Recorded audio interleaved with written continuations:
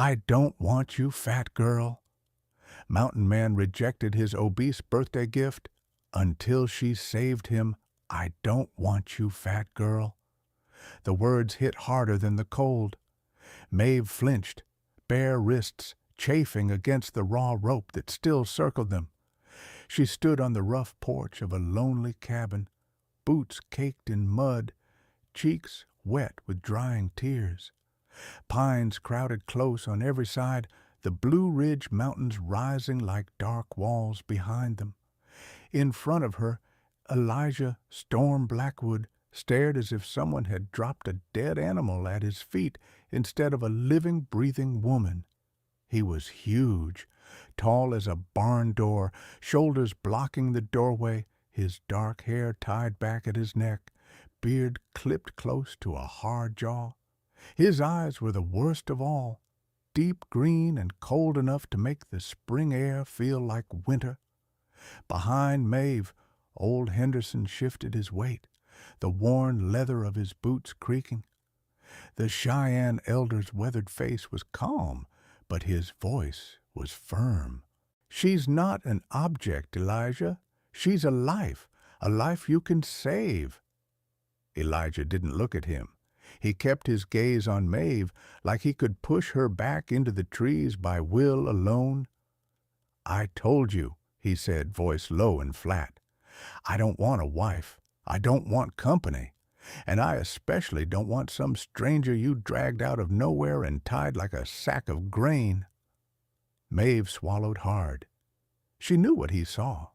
A woman too short and too soft, dress torn at the hem, brown hair tangled from days of running, round face blotchy from fear and exhaustion. Her body had always been the first thing people noticed and the last thing they forgave. Henderson stepped around her, planting himself between Elijah and the door. "You're 35 today," the old man said quietly. "You think dying alone up here is noble. It's not. It's slow suicide. And this girl has no one. My people will kill her if she walks back across our border. The town will hang her for witchcraft if she goes there. She has nowhere else to go." Elijah's jaw flexed. "Not my problem." Maeve forced herself to speak, her voice barely more than a whisper. "If you send me away, I won't last a week." Elijah finally met her eyes. In that moment, she saw something beyond the ice. Something broken and bleeding deep inside the man everyone called Storm. A flicker of recognition. A man who knew what it meant to lose everything in fire and betrayal. He looked away first. "You can sleep on the floor tonight," he said harshly. "Tomorrow I find another place for you. You're not staying here." Henderson exhaled, a sound halfway between relief and worry. "Sometimes," he murmured, "a door only needs to open a crack." He squeezed Maeve's shoulder, untied the rope from her wrists, and left her standing there under Elijah's hard gaze. She stepped over the threshold into the dim cabin that smelled of wood smoke and solitude, feeling his rejection like a hand around her throat. "Before we go on, tell me this. Where in the world are you listening from right now, hearing about the fat girl who was given as a birthday gift to a man who didn't want her? Because out here in the Blue Ridge silence, no one else was listening at all." The cabin swallowed her. It wasn't small exactly, just spare. Every surface spoke of utility, not comfort. A wide stone hearth sat cold and dark, ashes swept neatly to one side, a plain wooden table, 2 chairs, a narrow bed behind a half-open door, shelves lined with carefully stacked tools, folded clothes, rows of handwritten notebooks. No pictures, no trinkets, nothing soft except the thick gray blanket thrown over the back of one chair. It looked like a place a man inhabited, not a place he lived. "Over there," Elijah said, pointing to the farthest corner from his bedroom door. That's where you sleep." Maeve followed his gesture. The corner he indicated had a small bundle of old blankets folded on a rough pallet of straw. No mattress, no pillow. She nodded, fingers twisting the edge of her torn sleeve. "Thank you," she managed. "Don't," he said sharply. "I didn't do it for you. I did it because Henderson asked." The words stung the way only truth could. He moved past her, boots thudding dully against the wooden floor. His presence filled the space, made the cabin feel suddenly smaller. He took down a tin cup from a shelf, filled it from a ceramic jug, and took a swallow of water. Maeve stood where she'd stopped, unsure what to do with her hands. Her stomach growled quietly, a low, embarrassing sound. Elijah's eyes flicked to her midsection. "When did you last eat?" She flushed. "Yesterday, before the trial." His jaw tightened. "Sit." He didn't wait to see if she obeyed. He pulled a metal pot from a hook by the hearth, poured in water and a handful of dried beans, and lit the fire with practiced ease. The room began to warm as flames licked up the kindling. Maeve lowered herself onto the nearest chair, careful not to let it scrape loudly. She watched him move, efficient, economical. Every motion said he'd been doing this alone for a long time. When the beans began to simmer, he cut a thick slice of hard bread and a piece of salted pork, laying them on a wooden plate. He set it on the table in front of her without ceremony. "Eat." She stared at the food, throat tight. "Are you sure?" "I don't put things on my table by accident," he said. She picked up the bread with shaking fingers. The first bite nearly undid her. It was dry, a little stale, but to her it tasted like a feast.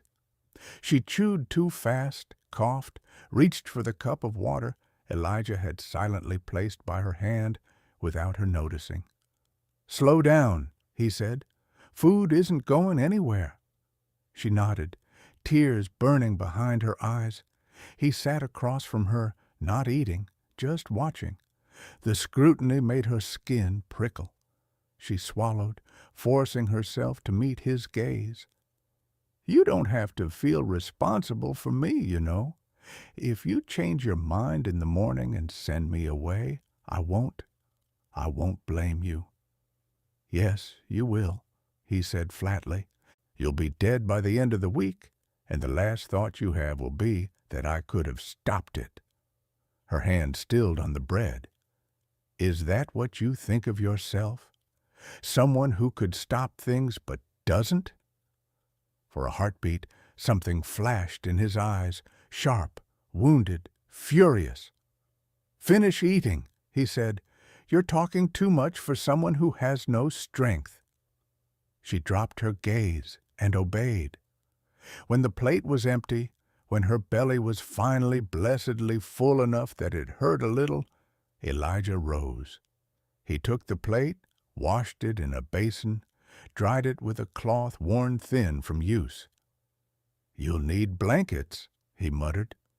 He opened a wooden chest against the wall, pulled out an extra wool blanket and a lumpy pillow, and carried them to her corner. Maeve watched him spread them over the pallet. "You're very organized," she said quietly. "It's easier to live alone when everything has a place," he replied. She hesitated. "Do you like living alone?" He stopped, his back to her.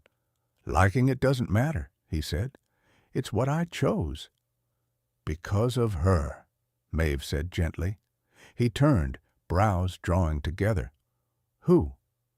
"Victoria," she said. "The woman who hurt you." His face hardened into something stone-like. "Henderson talks too much."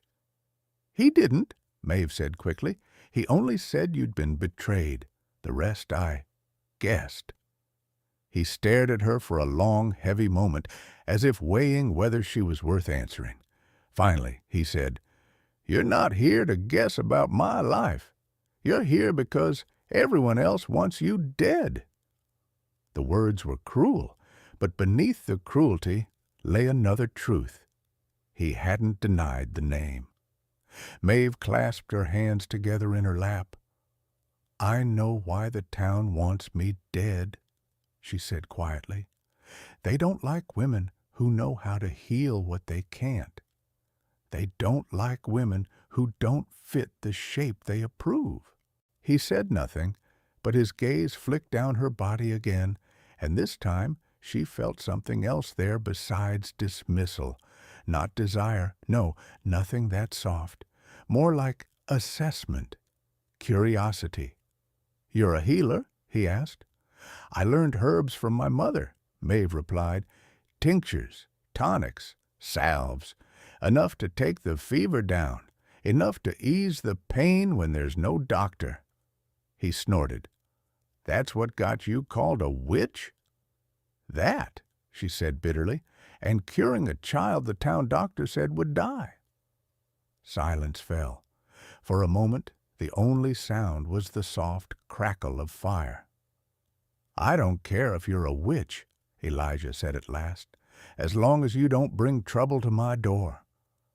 "I'll try not to," Maeve murmured. He moved to the door, checked the latch, glanced out into the dark forest. Satisfied, he shut it and turned down the lamp on the wall. "I wake before dawn," he said. "I work outside most of the day. You will not follow me. You will not open this door to anyone. You will not enter my room. Do you understand?" "Yes," she said. "If you must move," he continued, "you clean, you cook, you stay out of my way. This is still my house. You're a guest, a temporary one." She swallowed. How long is temporary?" His eyes were unreadable in the dim firelight. "Until I figure out how to keep you alive without keeping you here," he said. Then he closed his bedroom door between them. Maeve sat alone by the dying fire, feeling the weight of his voice, his rules, his rejection pressing down on her chest. But beneath it all burned a small, stubborn spark. He had fed her. He had given her blankets. He had not turned her out into the night. For a man who claimed not to want her, he was trying very hard not to let her die. She lay down on the pallet, pulled the rough wool up to her chin, and stared at the ceiling beams. Somewhere in this house, behind a closed door, a man whose heart had been burned to ash was still having birthdays, and whether he wanted it or not, she was now part of his story. The next morning, Maeve woke to the thud of an axe splitting wood outside. Dawn light filtered through the small square window, pale and cold. She blinked sleep from her eyes, startled by how deeply she had slept. For the first time in days, she hadn't woken to nightmares or fear. The blankets Elijah had given her were scratchy, but warm. The cabin smelled faintly of pine resin and smoke. She sat up slowly, curling her toes against the chilly floorboards. Elijah's door was open now, the bed inside neatly made. He was nowhere in sight. Her stomach tightened with nerves. She didn't know whether he expected breakfast. She didn't know whether she was allowed to cook. She didn't know anything, really, not about him, not about the rules of this strange new life she'd stepped into. She stood, brushed her hair back with her fingers, straightened her dress as best she could, and stepped outside.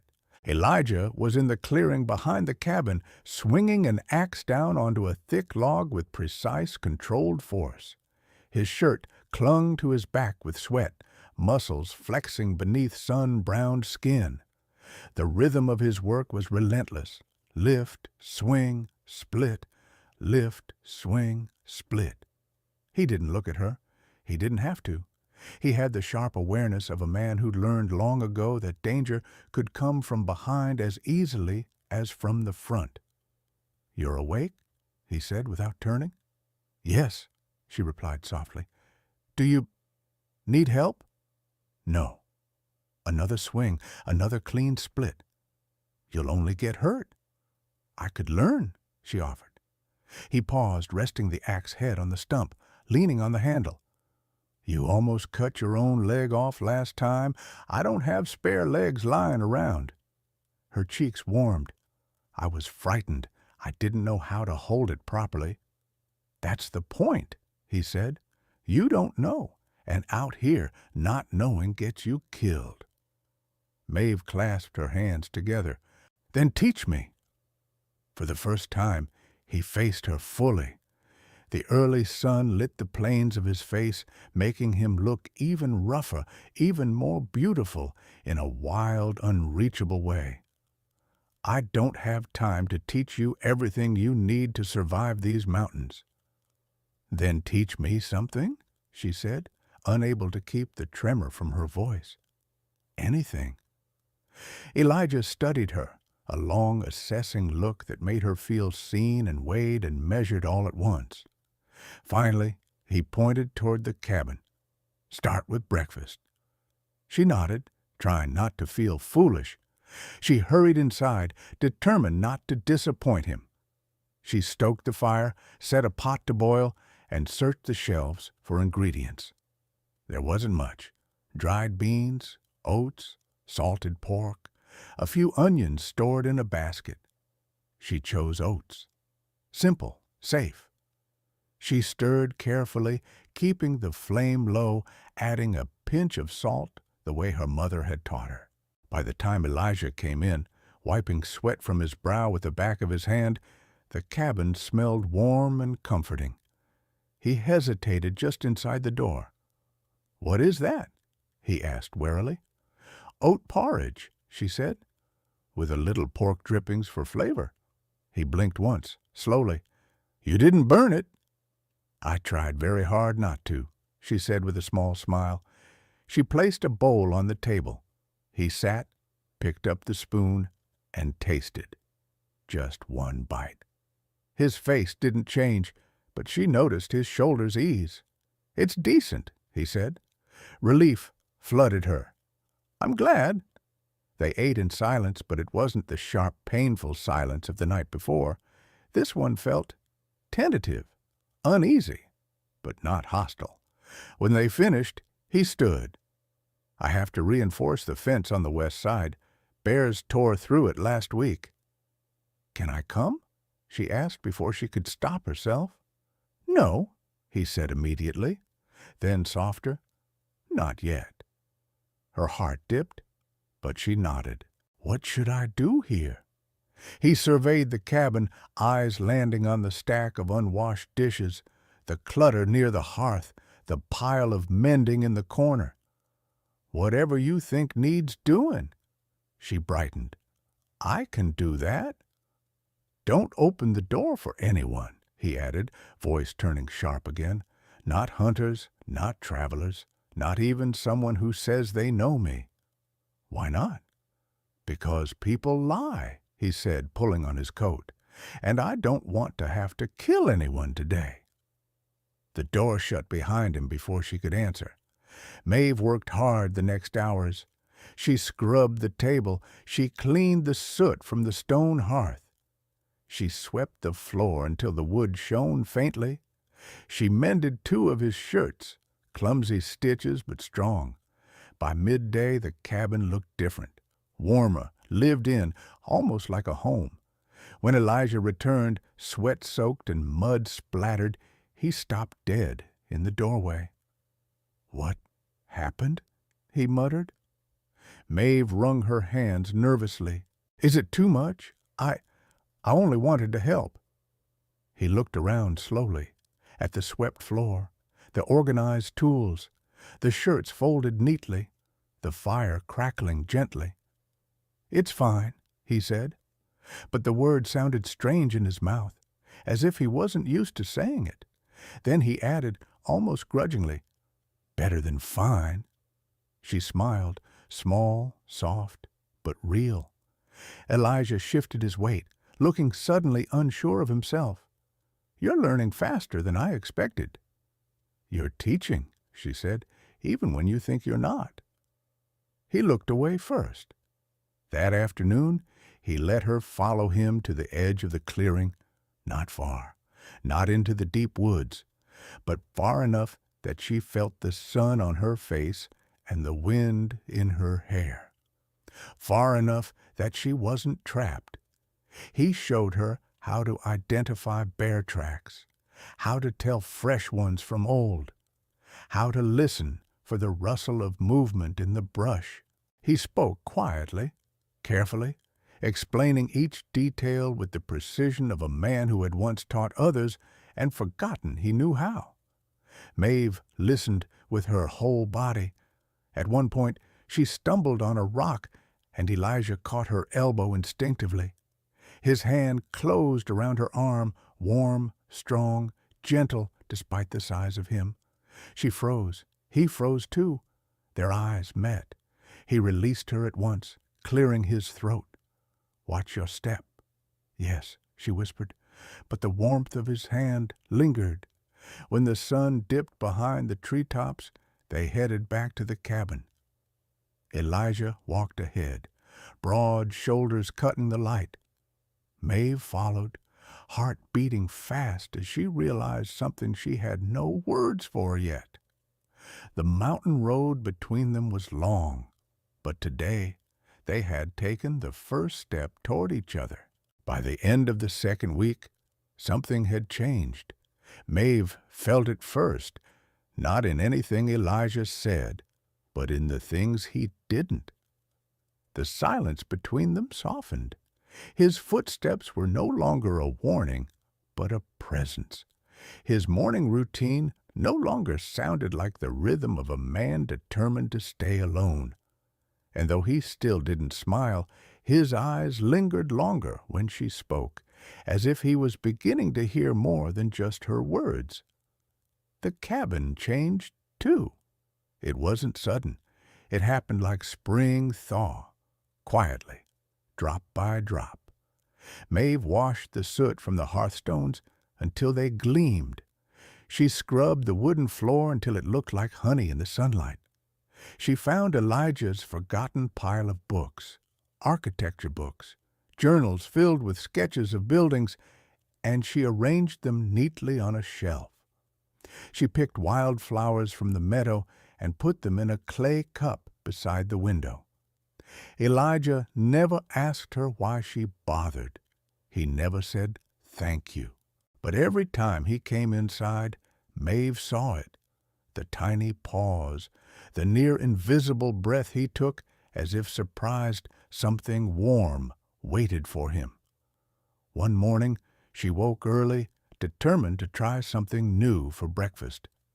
She gathered wild berries she'd dried the week before and cooked them with oats, stirring carefully.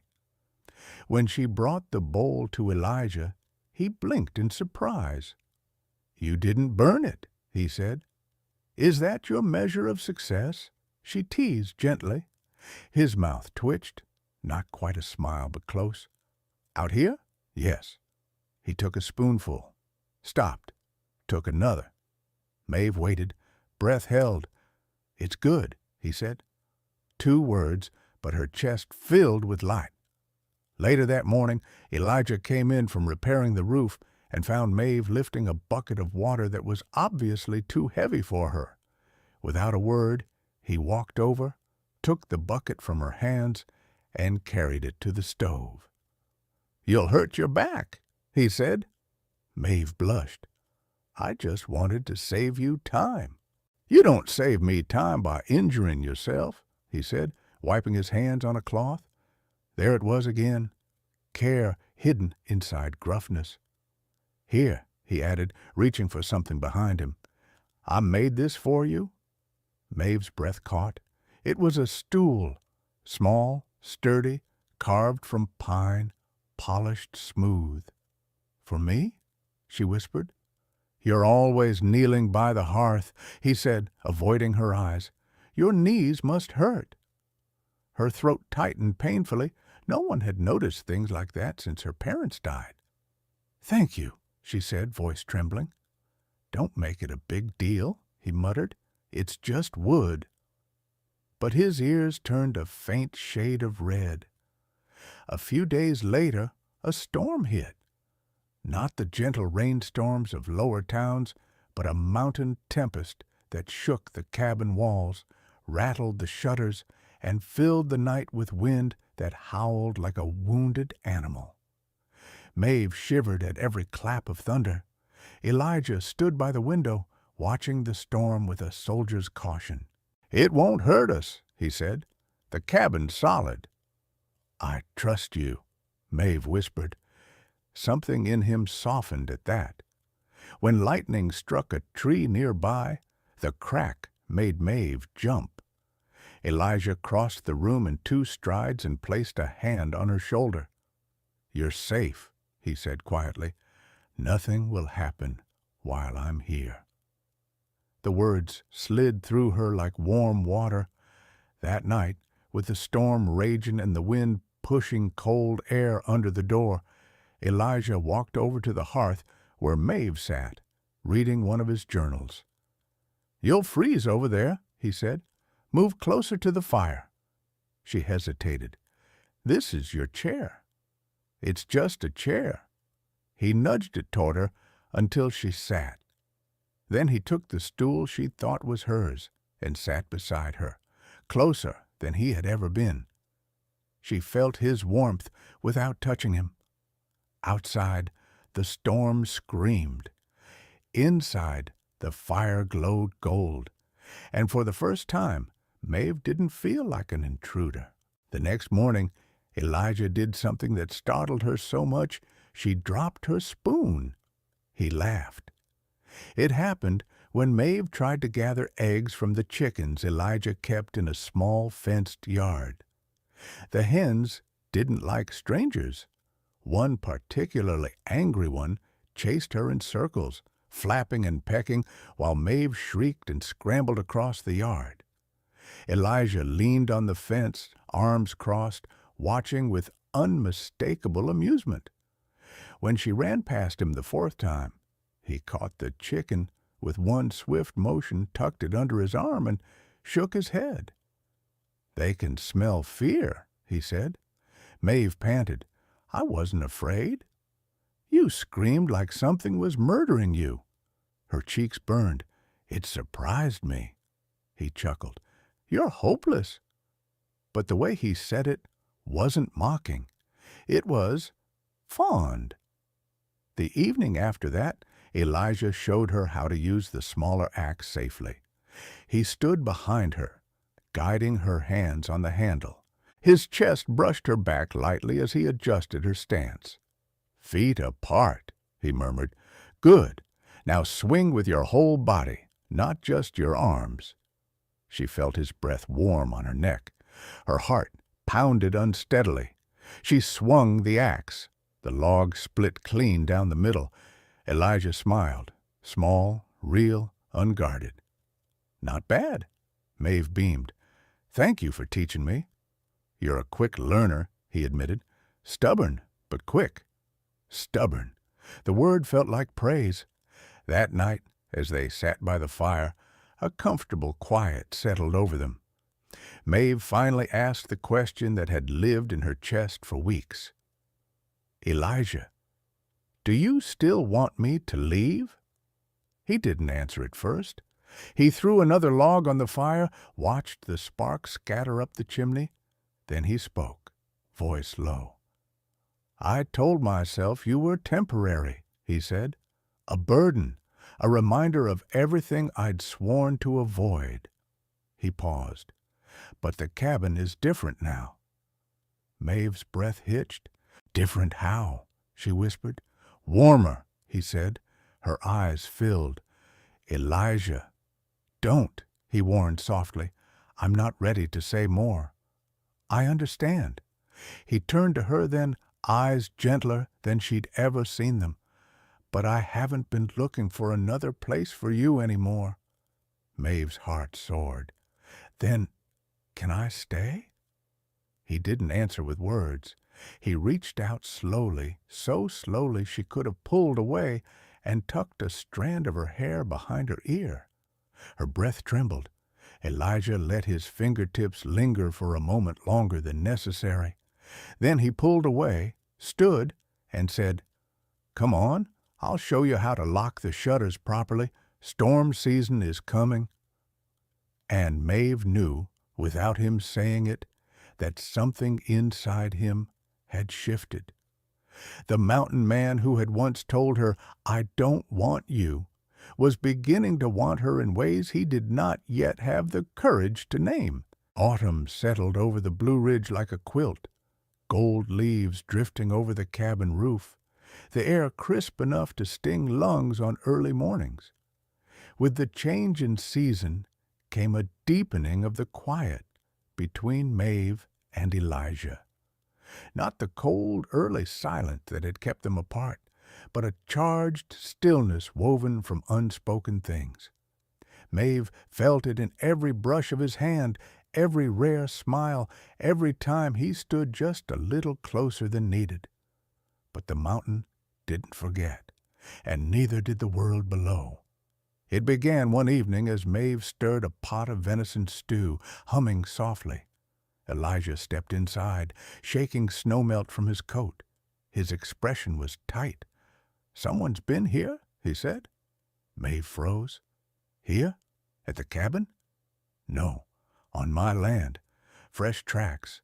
2 men on horseback." Maeve swallowed. Do you think they were looking for you?" His jaw tensed. "I think they were looking for you." Her breath hitched painfully. Since the night the townsfolk tried to burn her, Maeve had lived in constant fear that the world would track her down again. But somehow, in Elijah's cabin, she'd allowed herself to believe she was forgotten. "You're not safe," Elijah said, voice low, controlled, too controlled. "We need to be careful." Maeve stared into the bubbling stew, heart thudding. "I brought trouble to your doorstep." "You didn't," he said. "Trouble was already coming for me." She looked up. "Because of her?" Elijah stiffened. For months he had spoken only in fragments about his past, the betrayal, the fire, the death of his son, but never in full, never the whole wound. "You have secrets," Maeve said softly, "and I haven't asked because I didn't want to hurt you. But if danger is coming, I need to understand." Elijah leaned against the table, shoulders heavy, like the truth weighed as much as the mountains outside. "She wanted it all," he said finally. "My wife, Victoria. Her father's status wasn't enough. She wanted my company, my patents, my land deeds, everything." Maeve swallowed hard. "She tried to kill you and your son." He nodded once, a single brutal dip of the head. "Richard lit the fire, but Victoria locked the nursery door." His voice cracked. "Oliver cried for me until the smoke took him." Maeve covered her mouth, tears flooding.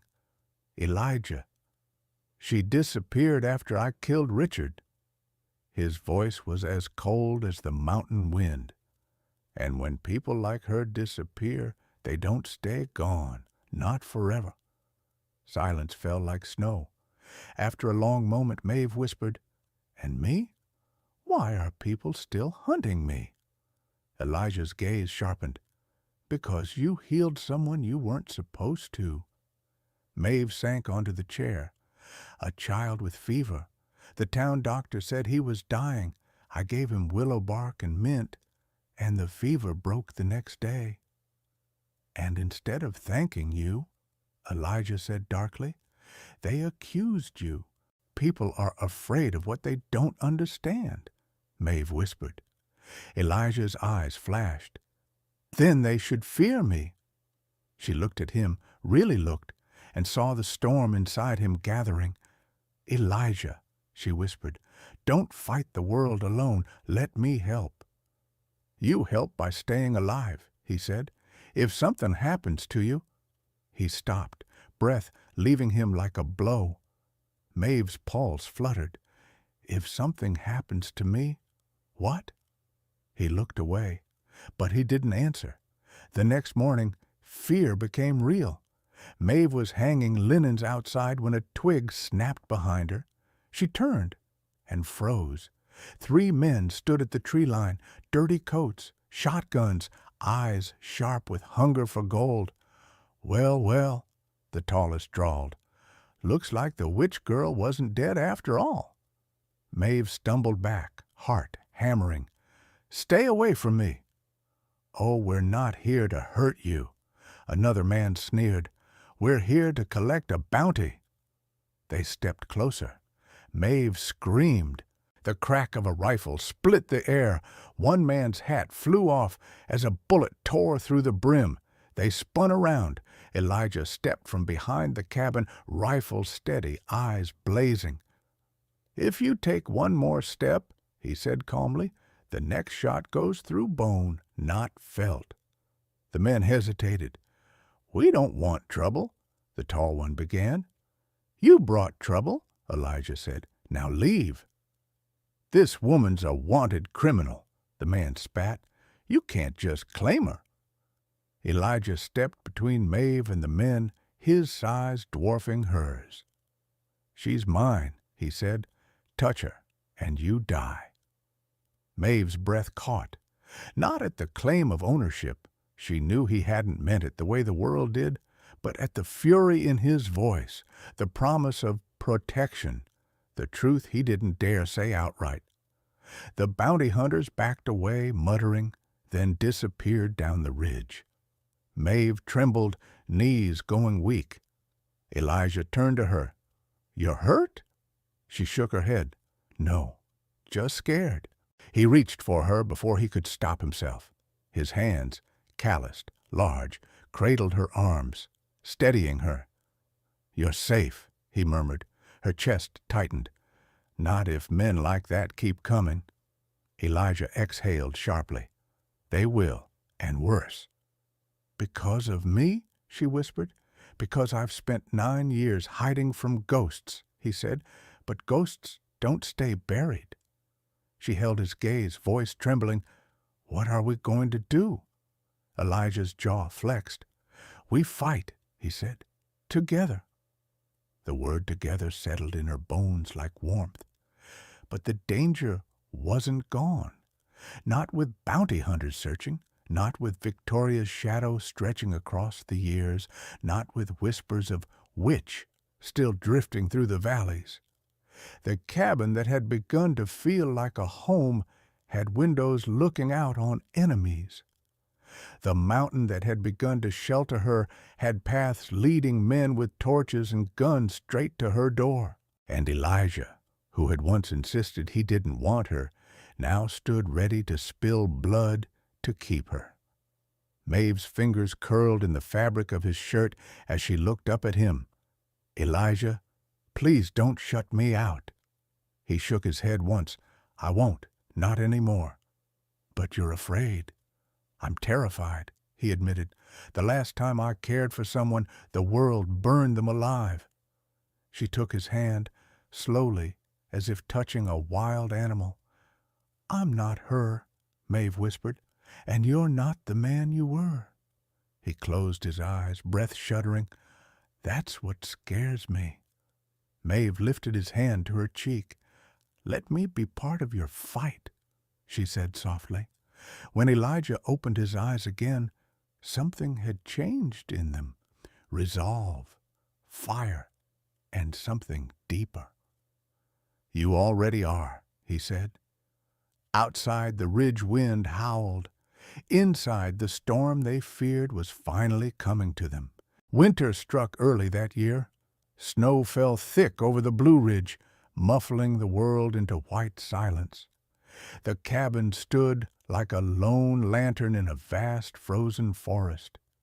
Maeve and Elijah spent their days chopping wood, smoking meat, repairing the roof, sealing cracks against the wind. But no amount of preparation could quiet the tension creeping into Elijah's shoulders, the way he glanced toward the tree line every few minutes. Something was coming. Maeve felt it like a pressure in the air. One night, as she stirred a pot of stew, Elijah stood at the window, rifle in hand, watching the darkness. "Elijah," she said quietly, "you haven't eaten." He didn't turn. Tracks again. 4 horses this time. Her heart dropped. Bounty hunters? He shook his head slowly. No. Too disciplined. Too careful. Maeve's stomach twisted. Then who? Elijah finally looked at her, and for a heartbeat she saw raw fear, an emotion he rarely allowed himself. "Victoria," he said. The name dropped into the room like an axe. Maeve felt the air leave her lungs. "The woman who—" "Yes." His voice was flat. "She wants what she thinks she lost. My land, my patents, my silence." "And me?" Maeve whispered. "You're the wound she thinks she can use to reopen me." Maeve gripped the edge of the table. "Elijah, we have to run." He shook his head immediately. "Running only works for people without ghosts. I've run for 9 years. I'm done." She moved toward him, heart racing. "If she comes here, she'll hurt you. She'll hurt us." He lifted his hand and brushed a thumb lightly over her cheek. A small gesture, a devastating one. "She'll try," he said softly, "but I'm not the man she tried to burn alive." Maeve leaned into his palm. "Then let me stand with you." "You will," he murmured, "but when the storm hits, stay behind me."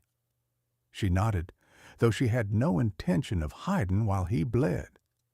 The first sign of danger came as a dull thud. Then another, then a sharp crack as something struck the cabin door. Elijah's eyes snapped to Maeve. "Get behind the hearth." She obeyed without argument, crouching behind the heavy stones as he moved toward the door, rifle raised. Voices floated through the wood. "Elijah Blackwood," a woman called, her tone smooth, elegant, venomous. "It's been too long." Maeve's blood ran cold. "Victoria." Elijah didn't answer. "You stole from me," Victoria continued. "You took what belonged to me, and now you're harboring a criminal I intend to claim." Maeve's breath hitched. Elijah's jaw tightened. "You can walk away," Elijah said through the door, voice low. "No one needs to die tonight." "Oh, darling," Victoria purred, "someone always needs to die." A gunshot shattered the window. Elijah lunged sideways, firing back through the broken glass. Maeve covered her head as splinters rained down. Shouts erupted outside, men moving, horses stamping. "Elijah!" she cried. "I'm fine," he said, taking cover behind the table. "Stay low. Don't move." But Maeve could hear it, the strain in his breath. He was outnumbered, outgunned. Another bullet slammed into the door, tearing through the hinges. The wood groaned under the assault. "Elijah," Victoria called sweetly, "give me the girl, and I'll let you keep your life." "No!" Maeve cried before she could stop herself. Silence fell for a moment outside. Then Victoria laughed. "Isn't she precious? Elijah, really, this is who you've chosen?" Elijah snarled, a deep, feral sound Maeve had never heard from him. "Don't speak about her." A third shot cracked. Elijah fired back, but she could tell he was conserving ammunition.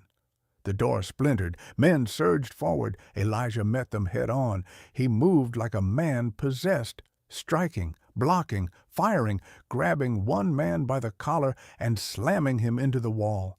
The cabin filled with the sounds of violence, of wood breaking, of bodies crashing. But there were too many. Maeve saw it. The moment Elijah staggered, a blow landing hard against his ribs. 2 men grabbed him, forcing him onto his knees, rifles pressed to his skull. "No!" Maeve screamed, rising from her hiding place.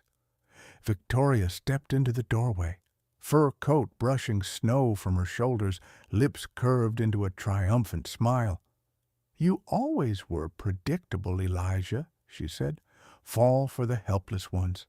Die for them." Maeve shook as she stepped forward, placing herself between Elijah and the rifles. "If you want him," she said, voice shaking but strong, "you'll have to go through me." Victoria's brows lifted. How noble, how unnecessary. "You took everything from him," Maeve whispered. "You won't take this, too." Victoria smirked.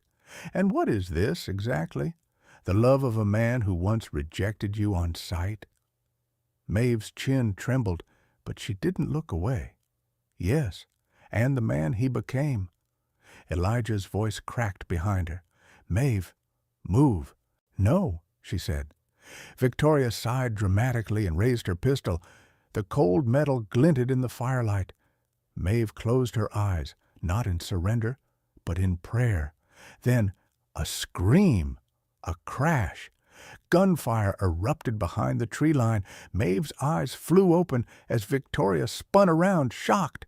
A group of riders burst into the clearing, federal marshals, arrows flying from behind them, and at the front, an old Cheyenne warrior shouting a battle cry.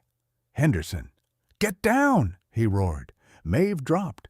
Elijah twisted free, lunging for a fallen rifle.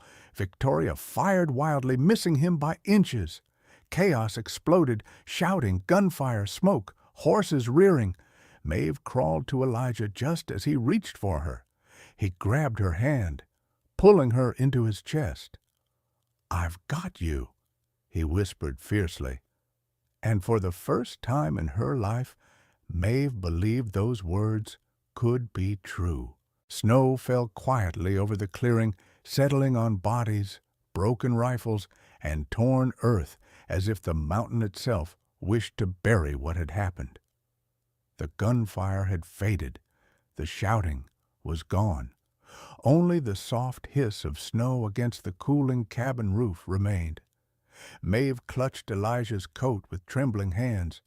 Her breath came in short, stunned bursts. She had survived. He had survived. And Victoria had fled into the trees when the marshals arrived, disappearing like the snake she was, leaving her hired men behind. Henderson swung down from his horse, limping slightly but fierce as ever. "You both all right?" Elijah nodded. "We will be, thanks to you." Henderson nodded toward Maeve. "Not just me." He gave her a knowing smile. "The girl's got more fire than you deserved, Elijah." Maeve flushed, but Elijah didn't argue. The marshals took the surviving men into custody. By dusk, the clearing was empty, except for the three of them. Henderson tightened his saddle straps and looked to Elijah with a weary sigh. "They'll keep hunting her," the old man warned, "and they'll keep hunting you until the law settles this mess once and for all." Elijah nodded, jaw hard. "Let them come. I'm done running." Henderson studied him for a long moment, then smiled, a small, proud curl of the mouth. "Then you're finally becoming the man you were meant to be." The old warrior touched Maeve's cheek gently, like a grandfather blessing a child. "Take care of each other." Then he mounted his horse and rode off into the falling snow, leaving Maeve and Elijah alone in the quiet as night crept in. Elijah exhaled slowly, the breath shaking out of him. "Maeve," he said softly, "you could have been killed." She stepped closer. "So could you." He shook his head. "That's different." "No," she whispered. "It isn't. I'm not something you protect out of guilt. I'm not someone you hide because you're afraid of feeling again. I made my choice, Elijah." He stared at her, the snow catching in his hair, melting against his beard. "And what choice is that?" "To stand beside you," she said, voice shaking but firm, "not behind you." He closed his eyes, breath trembling. When he opened them again, she saw something unguarded there, fragile, deep, and unbearably tender. He reached out, brushing his thumb along her jaw, then cupping her face fully. You're safe here, he murmured. As long as I breathe, you're safe. She leaned into his touch, eyes burning. It's my home now, if you still want me. Elijah's breath hitched. He stepped closer, closing the last inches between them, his forehead resting against hers. I don't want you, he whispered. I need you. Maeve's tears fell before she could stop them, soft, warm streaks down her cold cheeks. In the ruined clearing, beneath drifting snow and the fading glow of the cabin fire, she wrapped her arms around him. He held her like a man who had spent years starving for a touch that didn't hurt. The mountain was silent. The world felt very far away. But the moment, this trembling, aching moment, belonged only to them. Would their love be enough to keep the world away when it came knocking again? Or would this fragile warmth be the first thing the cold winds tried to take? Only time would tell. When night finally settled over the Blue Ridge, Elijah lit the lantern inside the cabin, and Maeve curled beside him, her head resting against his shoulder as if it had always belonged there. Snow whispered against the window panes. The fire glowed low and steady, the kind of quiet warmth that feels like a promise. And maybe that's the thing about stories like theirs. They remind us that broken people can still find each other, still choose each other, even after the world has tried to burn them down. Before you go, tell me, where in the world are you listening from tonight?